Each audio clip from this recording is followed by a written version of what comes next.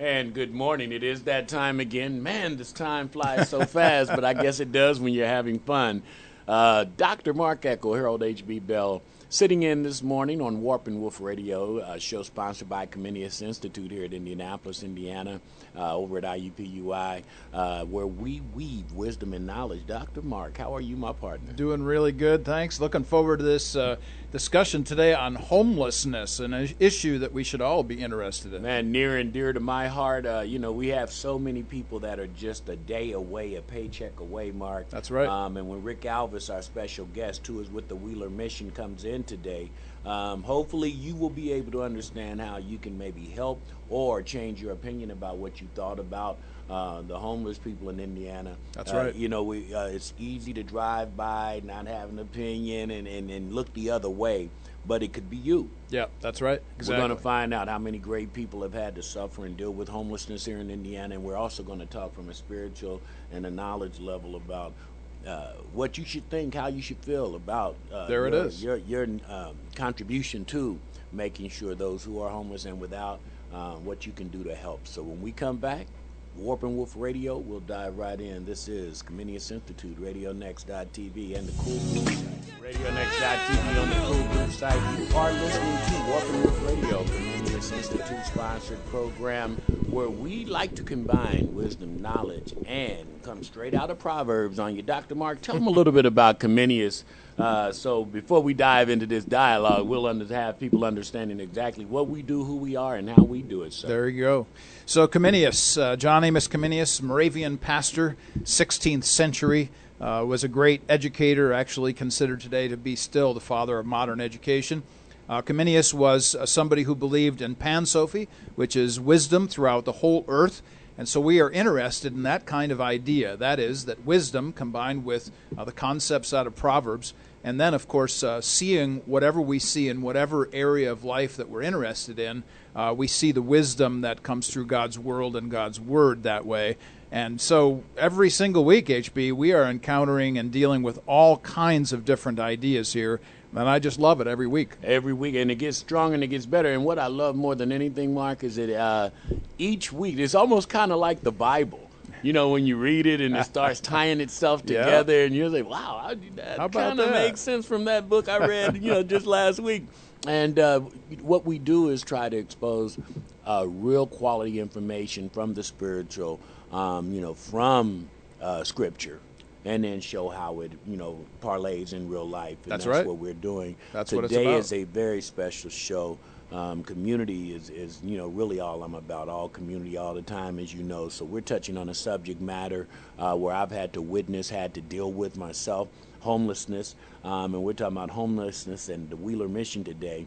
And Rick Alvis, the president of Wheeler Mission, will be coming in the second hour. So we encourage you to stay and listen. In the first hour, as you know, we dive in so you can be ready when Rick comes in. That's right. We're already going to have you prepared mentally for understanding from a spiritual realm where you need to think about homelessness. And as we do, we always start in Proverbs, the way to live, the rules to live by. Mm-hmm. And I guess the first question, and should be the first question on all of our minds, we're the superpower. We're the number one country in the world. Yep. We have more economic security than any other country in the world. So the first question, Dr. Mark, since we're the richest nation in the world, why do we have so many homeless people in this country? Man, I tell you, both of us know, HB, just because other people are rich doesn't mean you and I will be.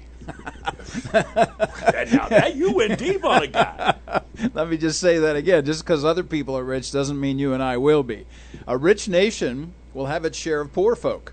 And the question is, what will the church do? Now, look, there's multiple reasons why there are homeless people in a rich country. We could talk about events beyond people's control. Let's say, for instance, businesses move out of state or out of a city.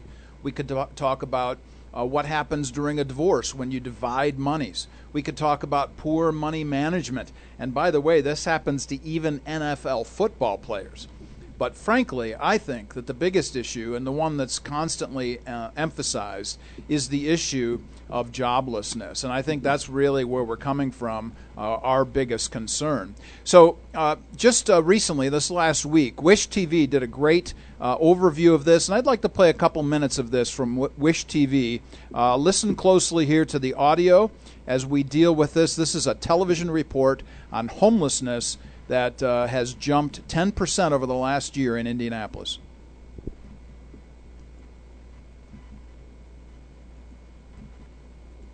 The city of Indianapolis says the homeless population spiked 10% over the past year. The Coalition for Homelessness Intervention and Prevention, or CHIP, counts the homeless population every year, and they released the results of the 2017 count this week. 24-hour News 8's Tim McNicholas is here now with us. And Tim, why does the group count the homeless population? Oh, Dave, the count is required for the city to get federal funding from the Department of Housing and Urban Development.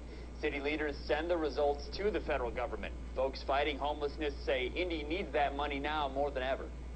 Everybody all right? Yes, sir. At the Wheeler Mission Homeless Shelter, Thanks, sir. Robert Tosich helps however he can. Thank you, sir. He's giving back because for 5 years the shelter's given him food, housing, and guidance. Tosich has been homeless off and on since 2012. You gotta, read the Bible, you gotta believe, you gotta believe there's, somebody out there is gonna want you to work for them. He's one of about 1,787 homeless people in Indianapolis, according to the 2017 count from CHIP. Every year, the local nonprofit visits bridges, camps, and shelters for one day in January to tally the homeless population on that day. Okay, so HB, you heard him say 1,787. That was the count in January. And when we're talking about homelessness, this is a huge problem for a small, big city like Indianapolis is.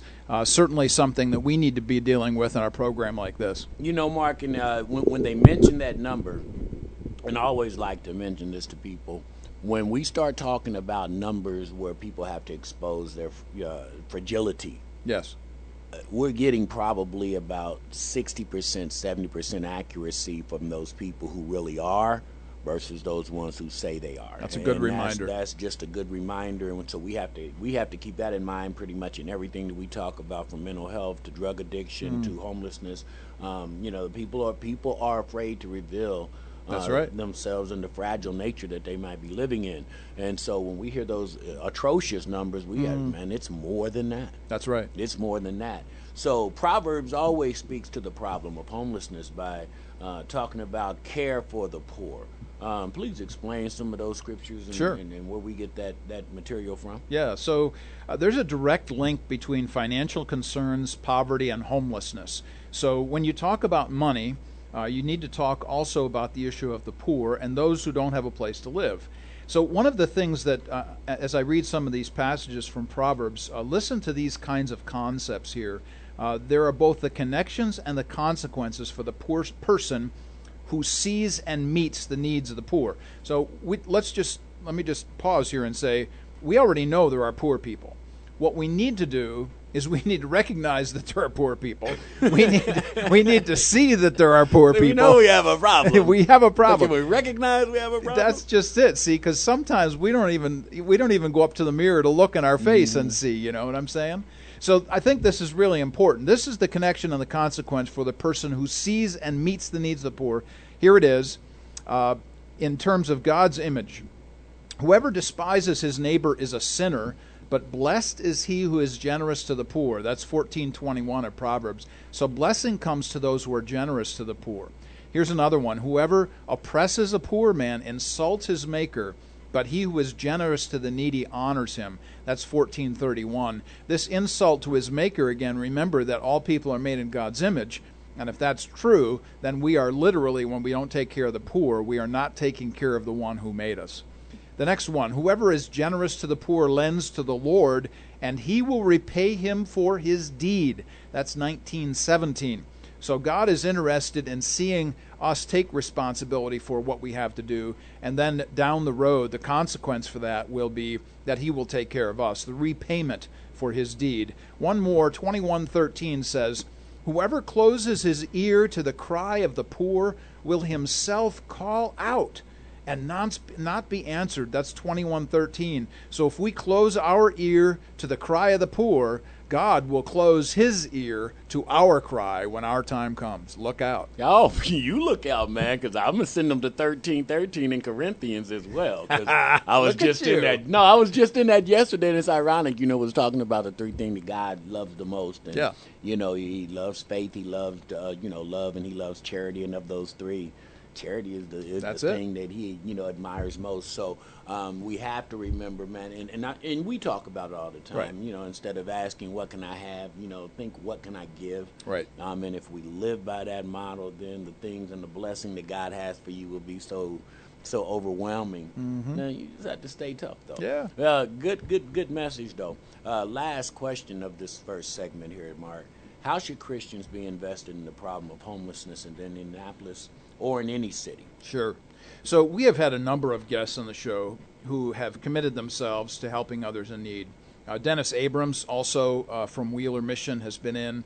He specifically helps men at Wheeler and does an awful lot of work in the small town where he lives. Leon Longard and Dawn Adams, Food for Souls, have been in and talk about the kinds of work that they do, giving meals to the homeless in the tent cities around Indianapolis. Notice that I use the word cities, a plural there.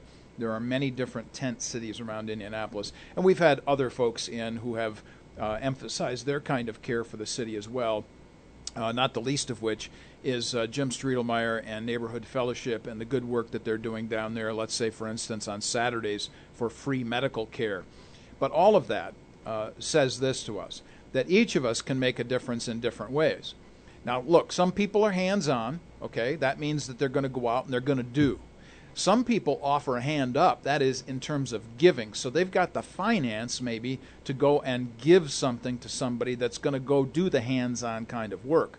Then there are some who commit to hands raised, and by that I mean public policy and government. So you got folks that are actually invested in, let's see how we can help in the public policy arena. But on our shows here at Radio Next, we focus on community awareness and getting the message out to any number of groups, nonprofits, individuals, churches who help. Galatians 6 is pretty clear. Look not just to your own needs, but also to the needs of others. And one other highlight here, I just want to emphasize, HB, is this concept of the church in the public square.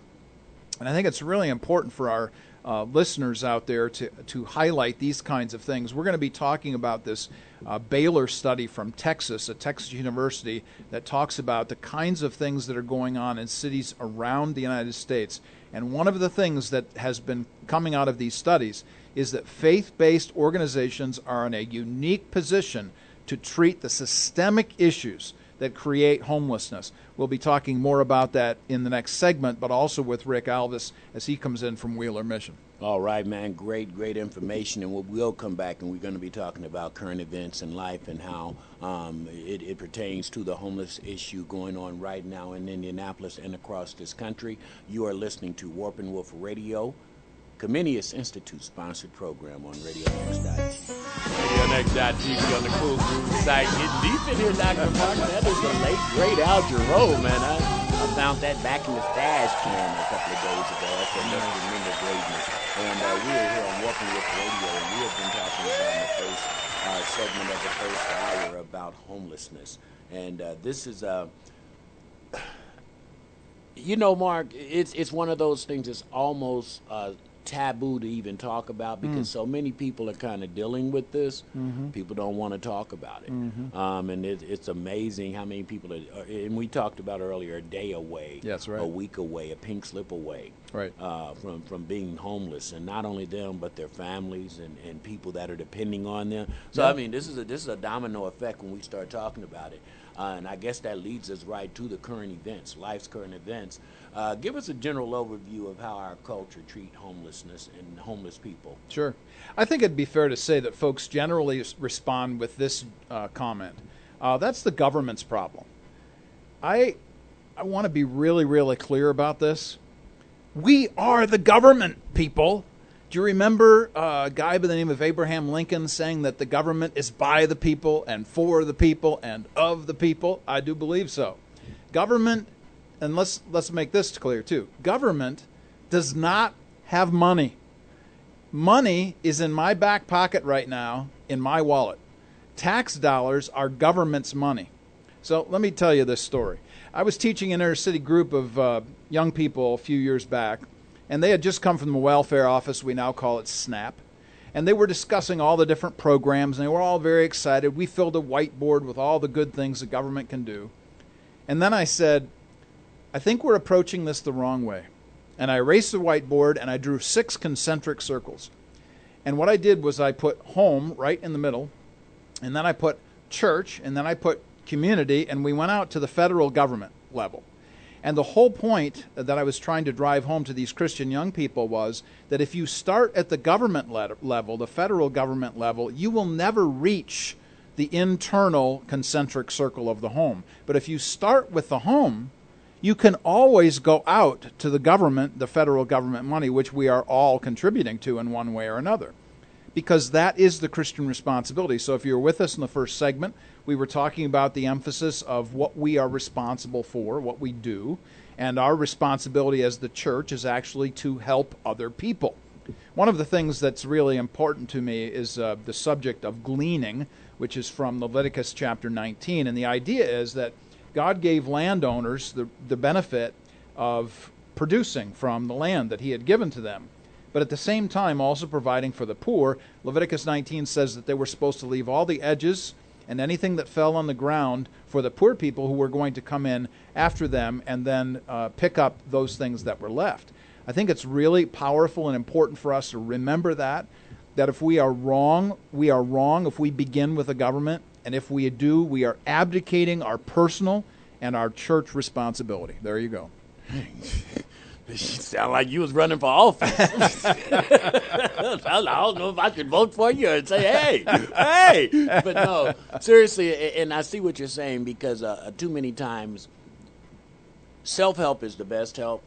But when you need assistance and help, then that's, kind of what agencies are there for. Sure. And I think sometimes people are taking those agencies and using them as their source as of the sole living, source, as the way I'm going to survive, Yeah. versus saying, if I need a 2 to 3 month assistance plan for food stamps or whatever, or some housing assistance for that short period of time while I regroup, because you have been a taxpayer and you have contributed into. Sure.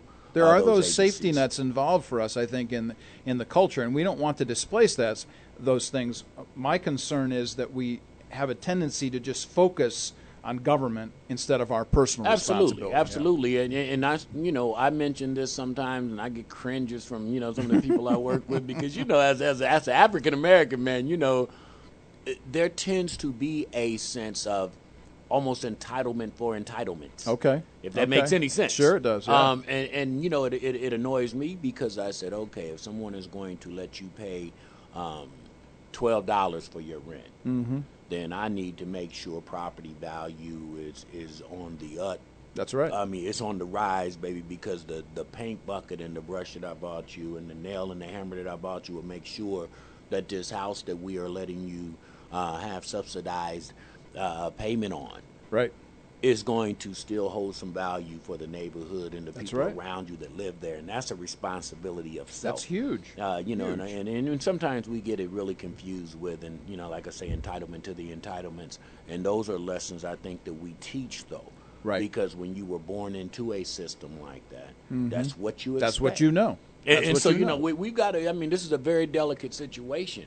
But as we mentioned that, we've got homelessness. It'd be different if Indianapolis was like this place where homelessness was. Yeah. Every city. That's right. In every state. Yep. Every county in every state has a homeless situation. That's right. So this is systemic, and that means that there's something going on here. That's right. What has been the response to homelessness from major cities around the U.S.? Sure. So there was this new Baylor study done. Actually, Rick Alvis was the one who put this in my hands this last week. We sat down in his office and talked about this. And there's a new study out by a Baylor Institute for the Studies of Religion. I'll say that again, the Baylor Institute for the Studies of Religion. And here is the title, the subtitle, I guess I should say: Faith-Based Organizations Shoulder the Majority of crucial services and develop creative solutions for homelessness. They are the majority functioning crucial services, and they develop the creative solutions for homelessness. So this study was done in 11 sample cities, including the city of Indianapolis. And what was really fascinating about all of this is the idea that we found all the way through every single city, and that is, in most cases, I'm quoting now from the study, people become homeless due to a range of complex personal and societal factors, not just because they can't afford a home. Our conclusions demonstrate that faith-based organizations are in a unique position to treat the systemic issues that create homelessness, to develop sustainable solutions for both individuals and municipalities, end quote. This is a very powerful report. I highly recommend that you go to Baylor.edu, and you can find this report under ISR, that is Studies of Religion, the Institute for Studies of Religion, Baylor University, Baylor.edu, ISR. Check it out. It's a very powerful study, HB. Ooh, that is powerful. And, it's ironic, the last question we have in this second segment, we were talking about government, we're talking about church. Mm-hmm. Both of these are entities where, when you really break it down, the people are the church. That's right. And the people are the government. That's exactly right. Isn't that right? Both of them. So the last question I'd like to ask you, Dr. Mark Eckel, is what is the difference between how the church and government agencies help the homeless? Yeah. So when I'm talking with inner city leaders, and I do this from time to time, various groups invite me to speak on one issue or another, we deal specifically with a biblical theological foundation.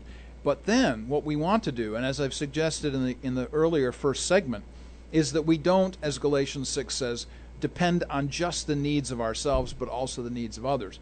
And so I really focused on the emphasis of nonprofit sharing within a city. And I should be quick to add here, this is just kind of a side note, that Indianapolis is the city with the largest number of nonprofits in the nation, which is a fantastic and wonderful idea, but getting all of those folks and highlighting what they do is really what we do on this particular show. So what I want to suggest here about this, in answer to the question, what's the difference between church and government responsibility? Specifically, the general response is government programs have a responsibility. You just mentioned it, HB. From time to time, we need that safety net. But the specific response is from the individual and church programs. I just want to emphasize this point. My PhD is in social science leadership. That means that I'm really interested in studies, in stats, and those kinds of things come through stories. And that's the reason why every single week we bring in somebody brand new to talk about their story, about the kinds of things that are happening in their bailiwick, the things that they're interested in, and helping to hope in Indianapolis. And on that note, we're going to be prepared to come back for the last segment of the first hour before Rick Alvis comes in. Wheeler Mission is our special guest in the house today, and we're talking about homelessness in Indianapolis and Indiana and its country. What is the responsibility of us individually? What is the responsibility of government agencies? What is the responsibility of the church? These are things we're talking about, and we will return right after this musical interlude. You know what you like That's to call it, right. Dr. Mark? You're listening to Warp and Wolf Radio on the Cool Grooves. RadioNext.tv on the Cool Groove site. Mr. Will Downing, fantasy, spending time with you, man. And I know you folks out there listening, a whole bunch of us are faith-based Christians and stuff, but I don't think the Lord could be too mad at that. Not trying to be Lord or anything, Dr. Mark. You're listening to Warp and Wolf Radio on Cool Groove Radio at RadioNext.tv. Dr. Mark Eckel, Harold H.B. Bell, every Wednesday morning, 10 a.m. to 12 o'clock p.m. Hopefully, instilling some wisdom and knowledge. This is very important, all the dialogue that we have each and every week. And That's right. It's funny, we were talking off air between, what is an argument and what is opinion and what is a good conversation. Right. And hopefully somewhere in the middle, we're never argumentative, but we are definitely trying to hold a good conversation to expose information that people can maybe That's just right. drive down the street and say, I never thought about that. How about that? Yeah. and that's what we're really trying to do. So, this is a great platform, great forum. Today's topic of homelessness is one that you need to pay attention to because it could be you. As we mentioned earlier, right now the economy is fragile. and most people are living paycheck to paycheck. And all you have to have is a broken leg with no insurance. All you have to have is a car accident, and your insurance bill was a little late. Anything could tip it over. That's right. To make your situation in vain. So this last segment, Mark, and we're always trying to talk about the Christian community and how they can be engaged in the topics that we talk about. So hospitality is one of the key characteristics of leaders in the church. How can we do this better? Oh, Dr. man, Mark? I'm telling you, this is a big deal. Last week, one of our Comenius students, Josette, she's from Haiti, announced that her dad wants to come to the United States for the very first time. He's going to see her graduate with her master's, from IUPUI, and she's all excited. But she said in order for him to come, he's got to have a place to stay. She said in order for him to come, he's got to have a place to stay. She said in order for him to come, he's got to have a place to stay. She said in order for him to come, he's got to have a place to stay. She said in order for him to come, he's got to have a place to stay. She said in order for him to come, he's got to have a place to stay. She said in order for him to come, he's got to have. So the visa requirement is, does he have a place while he's here so, he's not on the street or whatever, government agencies might be considering. And she said, I just don't have anybody. And she said, so what am I going to do? And I said, well, Robin and I will take him. Why doesn't your dad just stay with us? I said, you mind him, staying in Fisher's for a few days? She said, no, that'd be great. Now, look, this is not a pat on Mark's back issue here. It's just a personal story to say, look, if I've got room and opportunity to benefit somebody else, we should do it. I remember Neil Cox, who brought Mama in. You remember Mama from Unleavened Bread Cafe? She was in a couple months ago. And one of the things that Neil emphasized to me was out of the 15 characteristics of an elder in 1 Timothy chapter 3, that we hardly ever hear about hospitality. Now, hospitality is literally built on the word stranger. In Greek, it's called xenos. So we get our idea of xenophobia from this, so our fear of the stranger.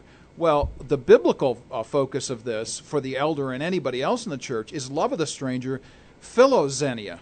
Philoxenia means that we actually care about and love people. In fact, so much so that this is tied into the culture, the Greek culture of the day, where Paul is writing these things to the elders, and he's saying this.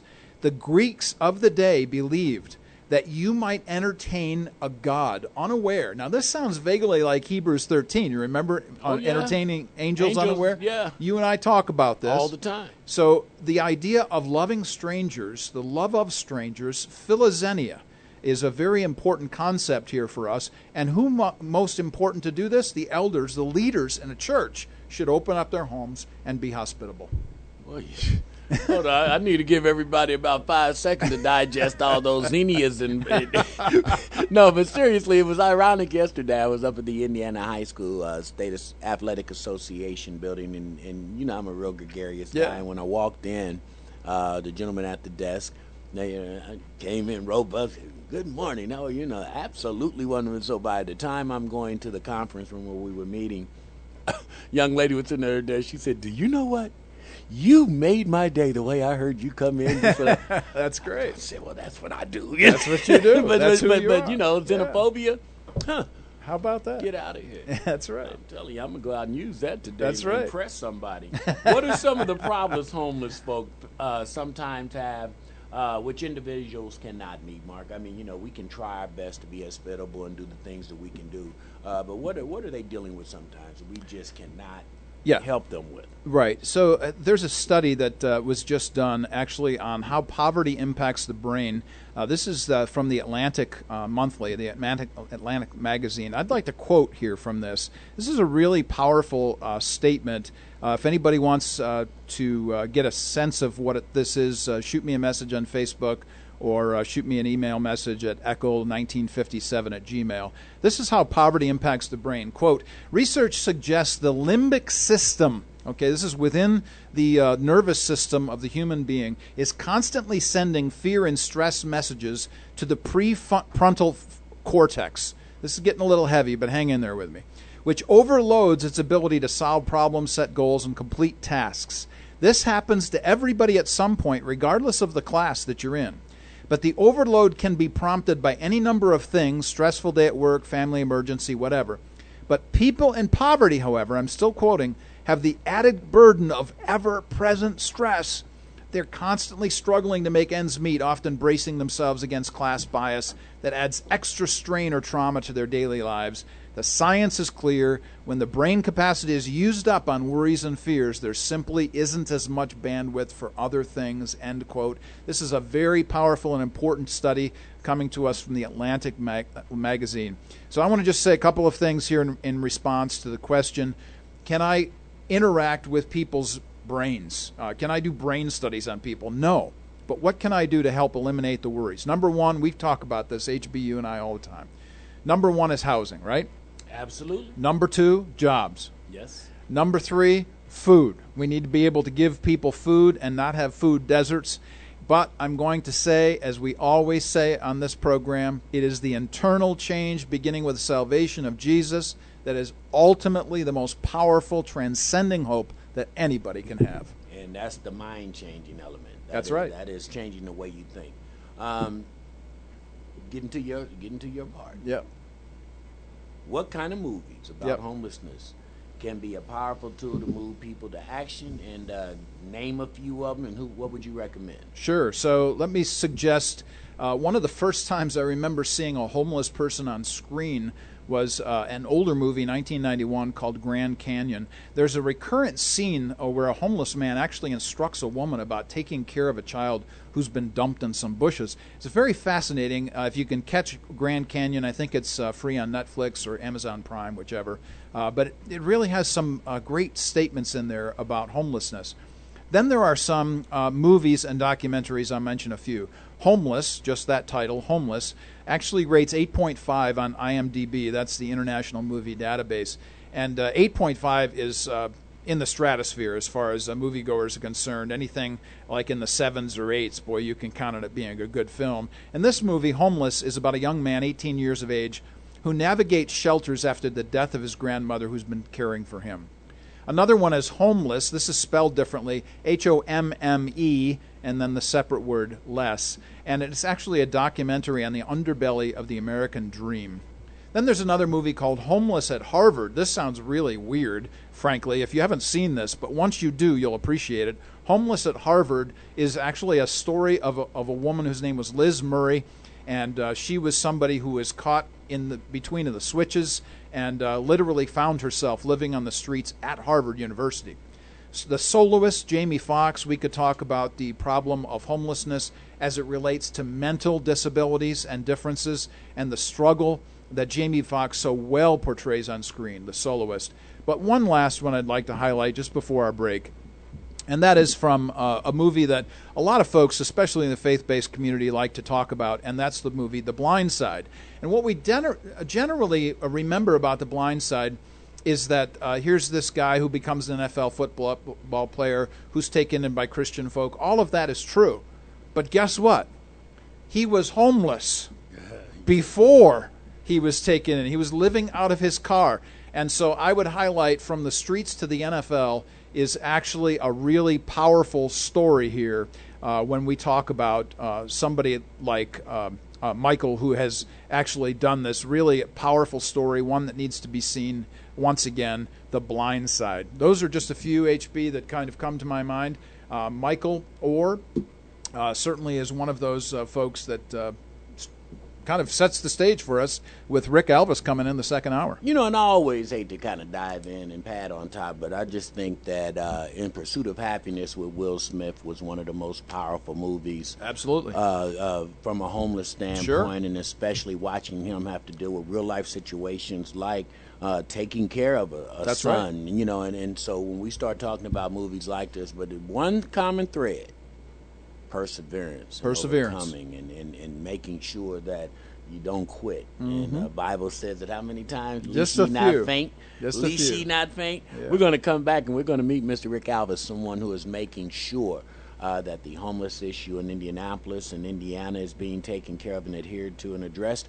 And we're going to meet him and find out what they're doing at the Wheeler Mission. You are listening to Warp and Wolf Radio on the Cool Goose. You're listening to RadioNext.tv on the Cool Groove site, Warp and Woof Radio. We come to you every Wednesday from 10 till noontime. Rick, Elvis, and I are already laughing about a few things here in studio, and we're really grateful to welcome our listeners to the show. Rick Elvis, president of Wheeler Mission here in Indianapolis, Indiana, doing good in the neighborhood. Rick, welcome to the show. We want you to tell us about yourself, your family, your life experiences, church, and general work in Indianapolis. Take it away. Well, thank you, Mark. It's I don't know where you start, quite honestly. Yeah. It's good to be here today. It's good to be in the city of Indianapolis. It's great to be a child of God and to be in ministry and to see people's lives changed. Right. And my course years and years ago was I never, so often you talk to people in ministry, perhaps, you ask, is this where you thought you'd be today? Right. And what's the answer you most generally get? It's not really, some people do. Yeah.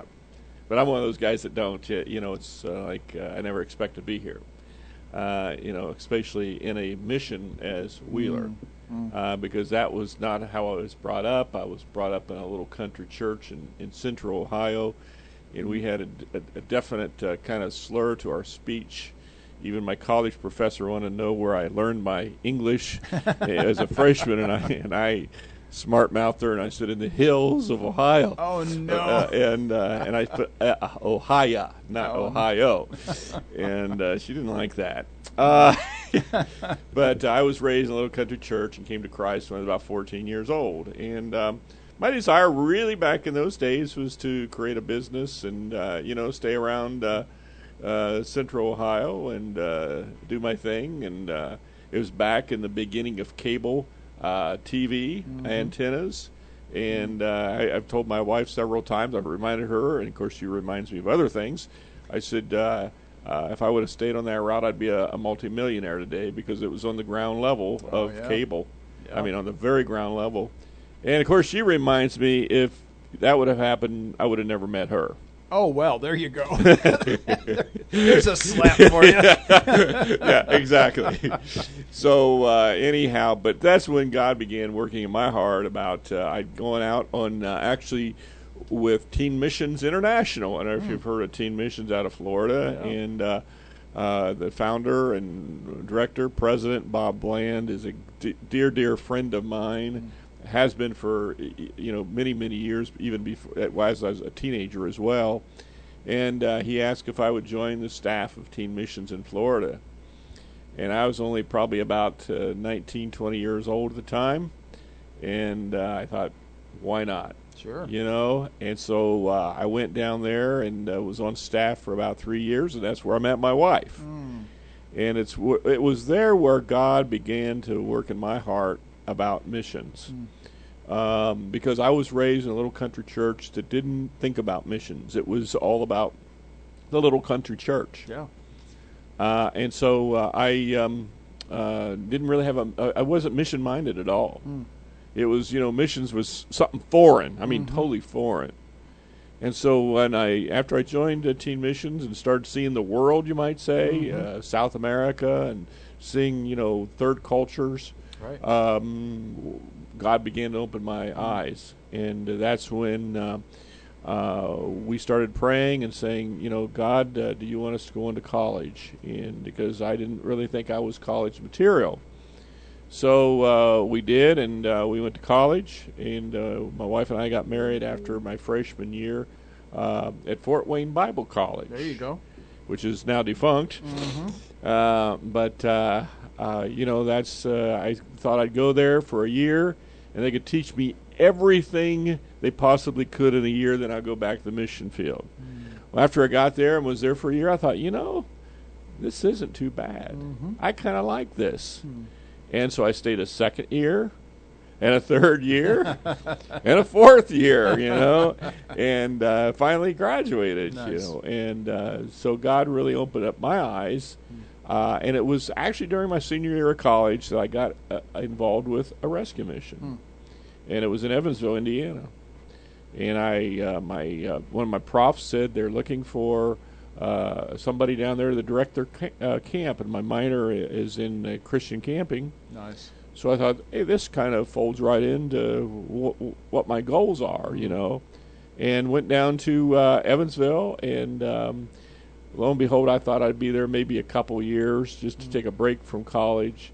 Ended up being there for 13 years and ended up being the executive director of the Evansville Rescue Mission from about 82 to 81 to 90. And then in 90, we moved up here and joined Wheeler Mission Ministries. Nice.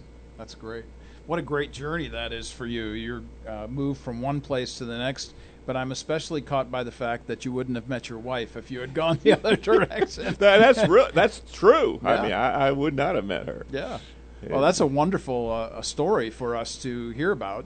Your connection specifically to Wheeler Mission. Now, let's talk a little bit about, just generally speaking, about Wheeler Mission and what Wheeler Mission does in the community. Sure. Yeah, Wheeler's, we usually joke that Wheeler's as old as dirt because we're actually celebrating 125 years next year. Oh, congratulations. And thank you. And I look pretty good for 125, don't I? Yeah, exactly. It started out as a women's ministry. Just to give you a 37,000-foot Sure. shot at this. Yeah. Started out as a women's ministry as the Door of Hope. Basically working with women coming out of jail. Okay. And then sometime during the next several years, it got involved in community ministry. It got involved in more evangelistic type outreaches. They'd rent the tabernacle downtown and just preach the gospel for weeks. And so it kind of got to be a gospel association, actually. And then in the 30s, during the Great Depression, is when they started taking a lot of men in. And since the Depression, when you think of Wheeler so often, people in the community, they think of homeless men. Okay. And we've kind of carried that, that luggage all these years. And of course, even though we started as a women's ministry, it changed to men. And then back in 2000, we had a women's ministry shelter merge with us. So we felt like we were getting back to our roots in a way. Nice. And I'd always go to meetings and speak at churches or, civic groups, and they say, what are you doing for women, before this time? And I was, well, nothing, And so I kind of got convicted about that, too. All right. But, we merged, a women's ministry merged with us, which is thriving today. And basically, when people think of Wheeler today, I think they usually think of the homeless folks in Indianapolis and the addicted. Because there's a high level of addiction, both to alcohol and drugs that that we work with on a daily basis. Right. So our whole program today is really focused on this concern for homelessness. Obviously, this is not simply just something that happens in Indianapolis, but around the United States. Are you invested or involved with other Wheeler Mission types around the U.S.? Oh, yes. There's an association called the Association of Gospel Rescue Missions. Actually, I used to be the president of it for 6 years as my role here. It was a volunteer. It wasn't a paid position, but it was like being the chairman of the board, know. And so I was very heavily involved in that. For a matter of fact, I was on their board for 17 years. And there's about 300 other missions similar to Wheeler that's a member of the association. How many missions? 300. Wow. Yeah. Okay. And, if you're somewhere in the other part of the country listening to this radio station, I would suggest if you're wanting to find a rescue mission, close to you, just, type in the Association of Gospel Rescue Missions or agrm.org, right. And you can find where there might be a mission located in your vicinity that you could volunteer with or help with somehow. That's really great. This is very good information. Once again, this is the Association of Gospel Rescue Missions. I've just brought it up on my screen, agrm.org. Check it out. Those of you who are not living in Indianapolis, you can check out those opportunities in other cities. But obviously for us in Indianapolis, we're focused on Wheeler Mission because that's where we are. We are going to come right back with Rick Alvis as he explains some of the issues surrounding the concerns about homelessness in Indianapolis. You're listening to RadioNext.tv at the Cool Groove site, Warp and Woof Radio, every Wednesday from 10 till noon. We'll be right back. We are back. You're listening to RadioNext.tv at the Cool Groove site. This is Warp and Woof Radio. We come to you every Wednesday from 10 until noon, and we are interested in applying biblical wisdom to all areas of life. This particular Wednesday, we are focused on the issue of poverty, the poor, and specifically homelessness. What does Proverbs have to say about that? If you missed our first hour, catch the podcast when it comes out. Find me on social media, Twitter, Instagram, Facebook, all kinds of places, or you can go to ComeniusInstitute.org and check out all of our past podcasts. But today we are just privileged and pleased that we have in studio with us Mr. Rick Alvis, who is president of Wheeler Mission, one of those great Christian outreach charities here in Indianapolis that offers sustenance and stability for the homeless. Rick, thanks again for your first hour here in the first segment, but I wanted to move ahead to some other questions here that deal with Wheeler Mission as a whole, and I wanted specifically to start with this question: how your view of God influences how you serve folks at Wheeler Mission. So what is your view of God, and how does that influence how you serve? Yeah, well, I certainly think that, God has such a compassion for the folks that we deal with, and I want to be able to relay that same compassion to the folks that, we minister to every day. So my view of God and how he views me, I'm sure it's two different things, but there's such a, we know that God loves us. He has a compassionate heart for us, as we do him and worship him as well. But I want to be able to communicate to those, and we try to stress that with all of our staff, that we want them to be God's hands reaching out to the folks, because they may not know, God. I mean, a lot of the people that we've ministered to have never, experienced God's love ever before. And so, our desire is just to serve him in whatever matter we can, but yet it's got to be internalized in us in order for us. I mean, we just can't go out and minister to people if the love of Christ is not in us. That's right. Yep. And so we've got to embrace it. We've got to chew on it. We've got to digest it. And that way we can communicate to those who come to us, or as we go out on the streets and talk sometimes to people. So some of our staff does that as well. And so, God has to permeate our lives totally in order to really minister, properly to folks who come to us. We've had Dennis Abrams on the show here before. Yeah. Oh, yes. Dennis was here, and certainly if there's anybody who magnifies the compassion of Christ, it's Dennis. Certainly that's coming through in the men's ministry, certainly for you guys. Right, too. Yeah, Dennis is a great asset to us. If there's there are other folks that I think of, Kathy, your secretary, for instance, your administrative assistant, perhaps. And today's an administrative assistant day. Please go ahead. It really is. Yeah. So give her a shout Kathy, I don't know if you're listening, but I appreciate you. There you go. And even when I walked into your building last week, the lady that introduced herself at the desk, Megan? Okay, Megan. Megan, thanks for even your kindness and your generosity. So I've met 3 people, now 4 with you, of course, at Wheeler, and certainly this kind of emphasis on compassion permeates the staff, which is really powerful and something that you want to perceive, certainly, in all of the folks that work with you. So let me ask this question, kind of a little divergent here, but how does the issue of compassion relate to how you talk to people in the city about the needs of the homeless? Do you speak to city leaders and other nonprofits and other folks on the topic of compassion? It kind of interests me just off the top of my head here. We certainly try to connect with our city leaders and talk to them about compassion, because our city does not have any types of municipal shelters. in the city, so we are it. You are it. And so, our call is to minister to those folks. And so, from the mayor to the chief of police, to the Center Township trustee, to whoever, we try to communicate that compassion and the fact that we have a message too. And it's not just about sheltering people, it's not just about feeding people, but it's actually about expressing the love of Christ to people. And we are not bashful about how we do that as well. And that's one of the advantages of Wheeler, is that we can do that. We can express that compassion unashamedly because we don't have any restrictions. We don't receive any government funding whatsoever. So we don't have to curtail our message for anybody.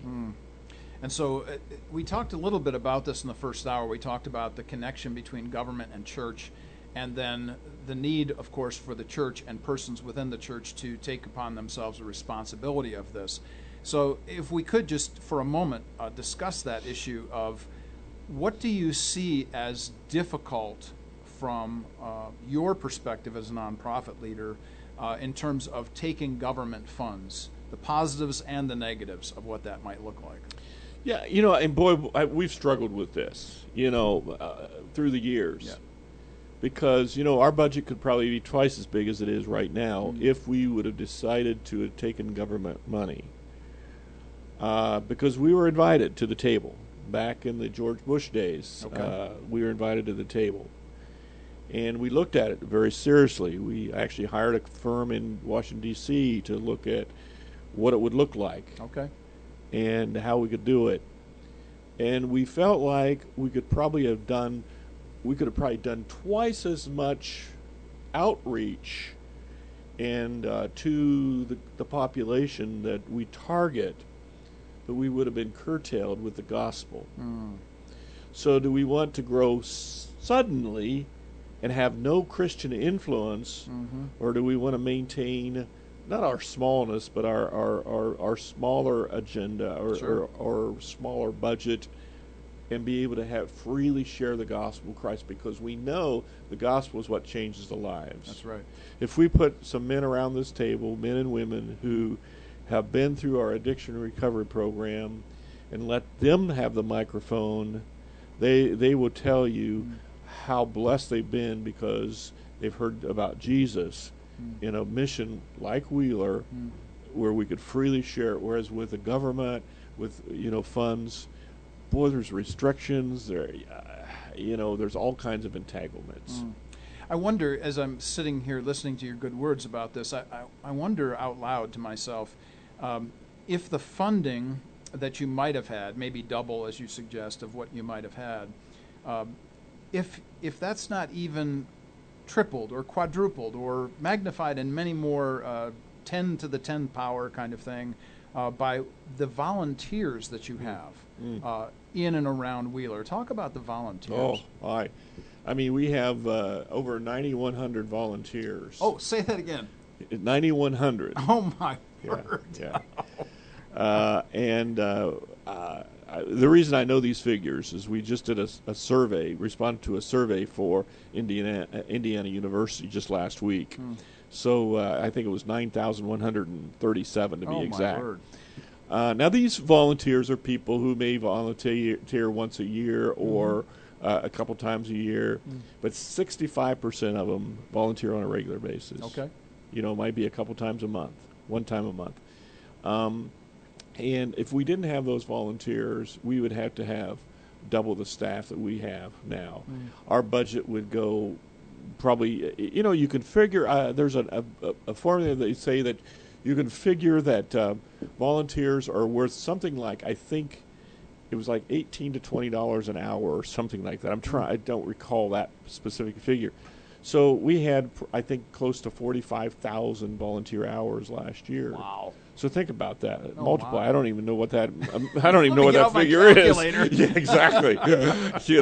It's big. It's big, yeah, for sure. We know that. And so we'd have to add that much more money to our budget in order to, cover those areas. And volunteers just aren't coming in and counting paper clips. Right.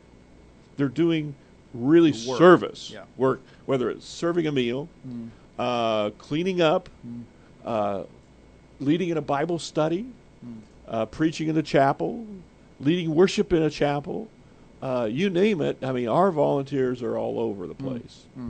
When I think about the volunteer issue, and you just mentioned the survey from IU, so I have to ask the question, was there something in the survey that identified the reason why people do this? So, for instance, were they being driven, let's say, for instance, by Christian principles? Was that in the survey at all? That was not in the survey. I would be interested in that. Yeah. And just for the sake of it, off the top of your head, and for what you know about all the people that work at Wheeler, what would you generally say to the question, why do people volunteer at Wheeler?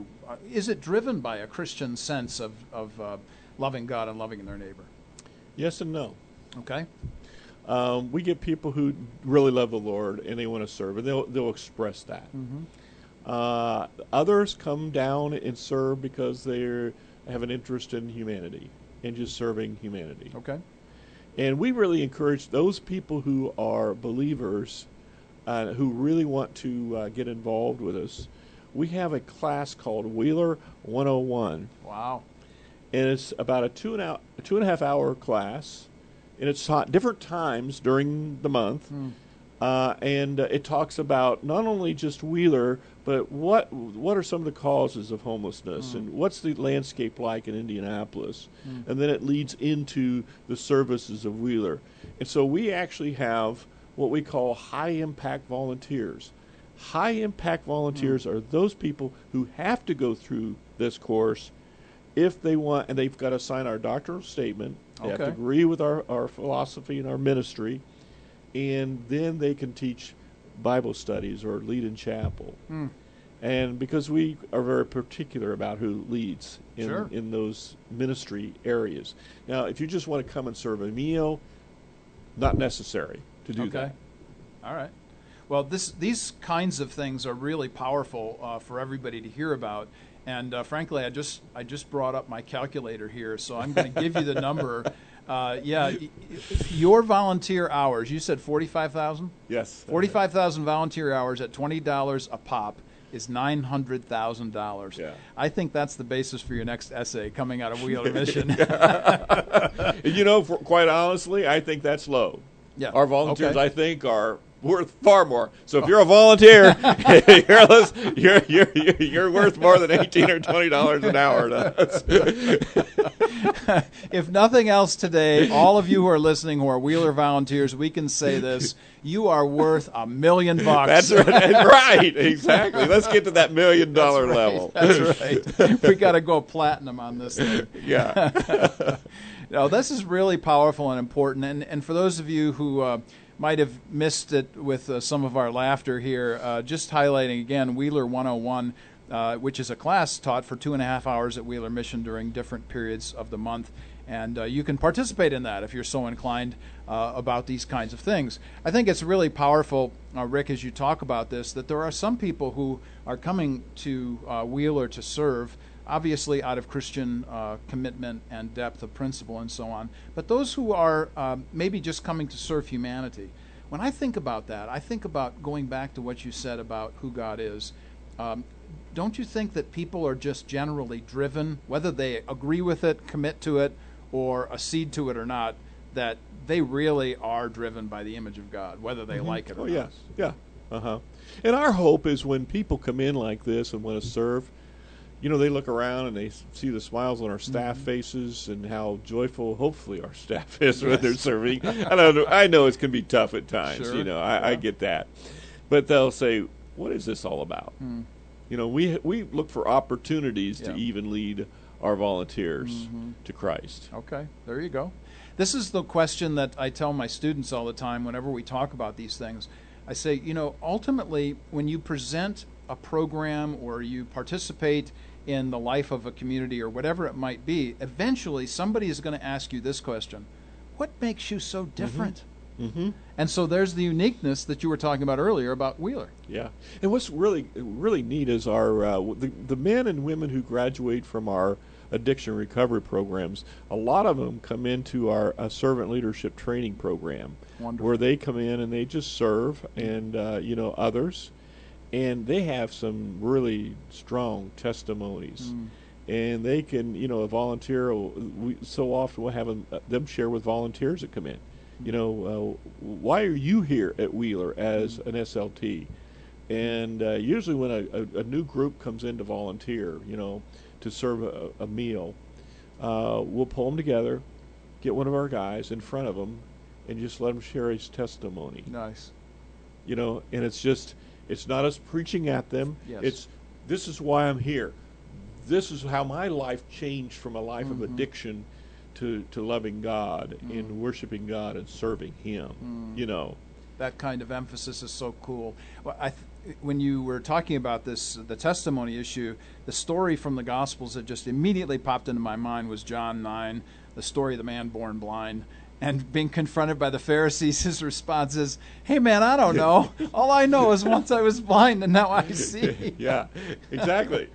The power of the personableness of testimony. Yes. Talk about that for a moment. The issue of having people who have gone through it, been in the dregs, in the down and outs of the worst kind, and then being changed internally by Jesus.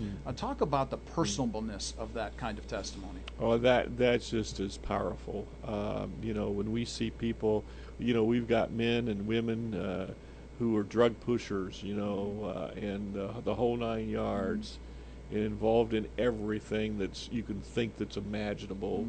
But to see, Christ come into their lives and to see them changed, that's what sometimes I'll speak to corporate groups and I says that's our dividend. Oh. We don't. When we look at our stock price, which we don't have a stock price, Right. we don't have any dividends. Right. This is our dividend. This is payday to us. And especially when we have a graduation, and one of our graduates will get up and talk about how Christ has changed their lives in front of their family, being there, and the powerful impact that has on the family to know that here's this guy or gal who was so deep in their drug addiction, they stole from they'd steal their mother's jewelry to sell it for their fix. To see this guy or gal standing up in front of a group, 100, 150 people, talking about how Christ has changed his life and how it can impact a family. And I don't know how many times I've been at a graduation, and I wish I had a few bucks for every time I heard this said, is we'll have a mom, because usually at our graduations we'll let the family get up and talk too. And I don't know how many times I've heard a mom say, "Thank you for giving me my son back." They never thought they'd get him back. Yeah. The depth of emotion that must come from those things. Yes. Yeah. The issues that we face are not just the issue of mom getting her son back, as important and as wonderful as that is. But you mentioned something a moment ago that I wanted to come back to, and you talked about being in front of corporations, being in front of corporate executives. Here are guys and gals making 6-7 figures a year, and they're running multi-billion-dollar companies. What is their response? Seriously, when they hear about Wheeler Mission, here you're doing this work with these people, do they have any sense of things? How do they respond to this kind of presentation? I haven't seen any checks lately. Okay. There you go. You kind of wish that they walk out of the room and write you, a check, but they don't always do that. I think one of the keys to this, though, we're on to that. We've been working on this last year, so we've been very intentional about this. Okay. I can sit around a table like this and talk to execs and stuff like that. But what we're working on is getting them to come and serve. Ooh, there you go. There it is. That's where I see the checks. Okay. Yep. And it's not all about money. It's about educating people, allowing God to grab their hearts, because we know that we're not loved by everybody. Yeah. That we're not everybody's charity. People have their own, charities that they really want to use. But what we've been doing is I've got a couple of board members who likes to bring people down.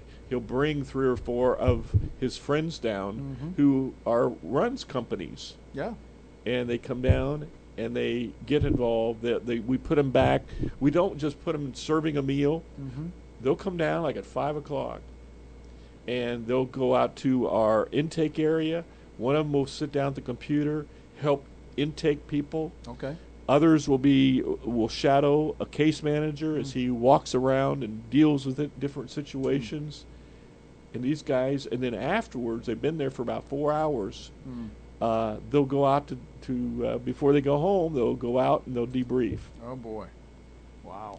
And that's powerful. It sure is. Boy, talk about being there for 4 or 5 hours. You got to get people there. Okay. And I recommend that to anybody. If you really want to see, a ministry at work, come down and visit and volunteer. There you go. We talk about this all the time. I've written about these kinds of things. I call this withness, not witness, but withness. You have to be with people in order for this thing to actually transpire and take place. Yes. I might rob that. Well, a tagline for Warp and Woof Radio, feel free to do that. The issue of witness, though, I think about, what is it? It says about Jesus' disciples in Mark 3, that they were with Jesus. Yes. The Pharisees and the Sadducees that were in front of John and Peter, and it says that it was obvious that they had been with Jesus. So these kinds of ideas of witness is huge, and this is how lives are transformed when you put them face to face in a situation where they have to respond. Yes. Yeah. That's a huge issue. It's exciting. It is. It's very exciting. And it's really cool to hear this. So I wanted to just kind of transition a little bit, because here we are in the city of Indianapolis, and we're talking generally about maybe individuals, obviously families who have been changed by this, moms getting their sons back, corporate people being brought in and seeing this thing firsthand, their thinking being changed. Let's talk about the city of Indianapolis just generally.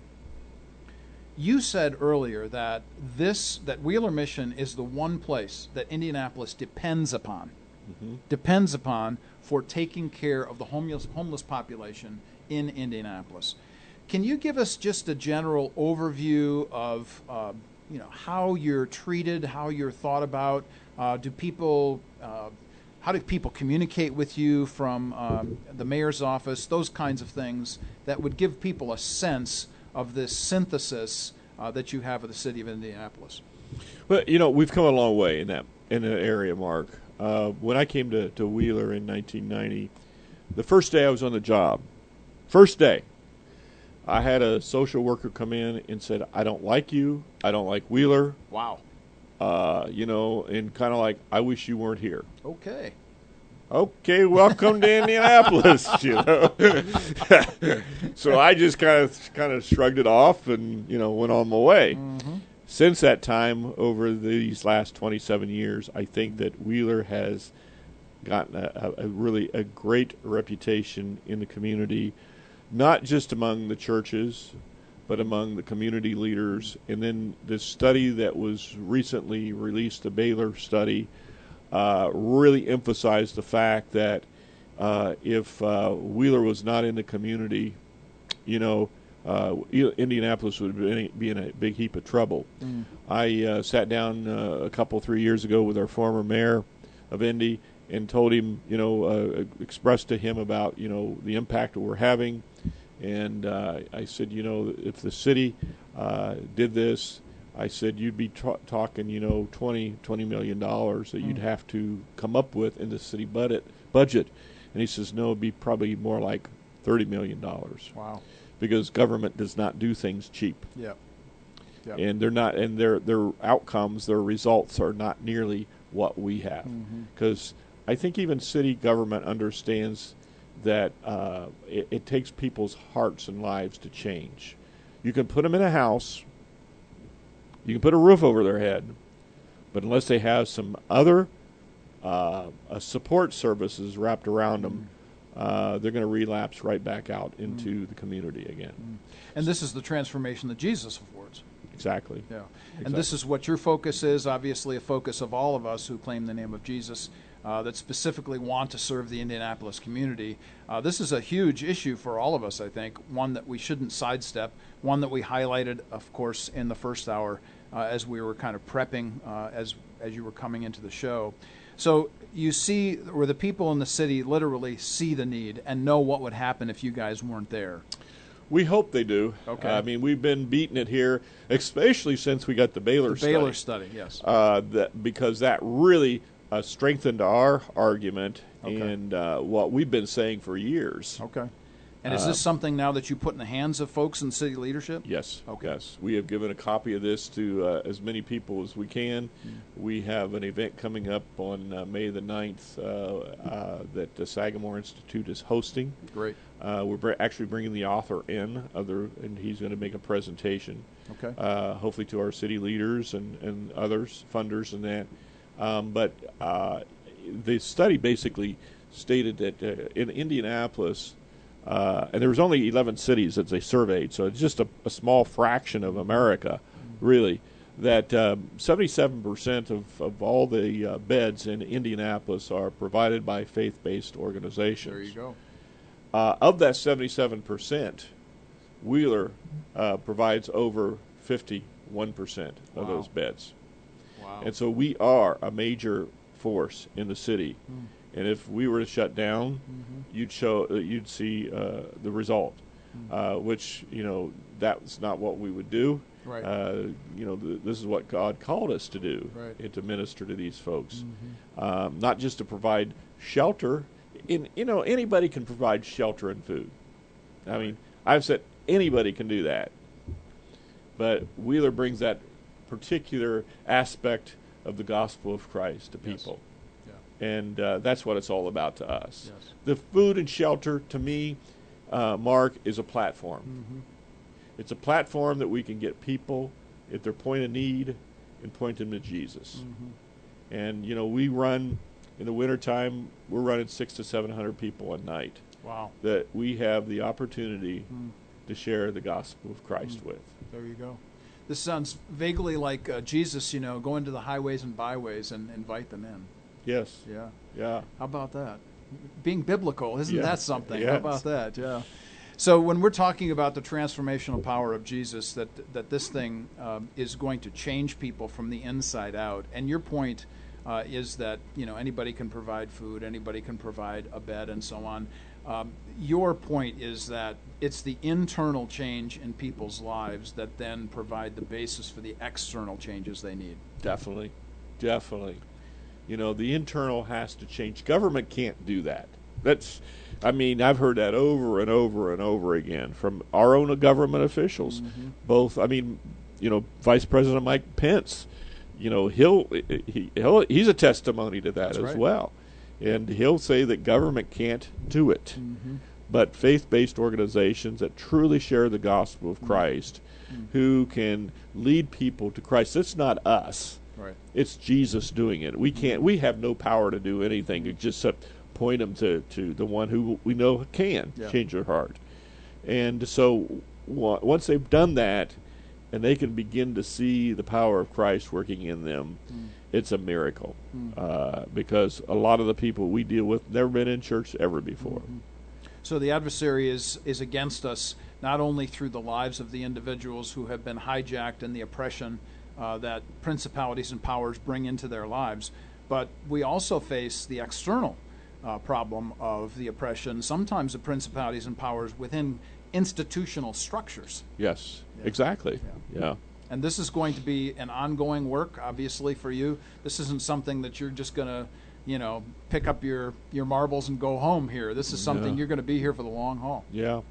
And Wheeler is committed to this community and to our world. Of course, Bloomington is now part of our ministry, so we're seeing a great impact in Bloomington as well. But again, it all comes back to leading people to Christ and seeing them change. There it is. The inside out, folks.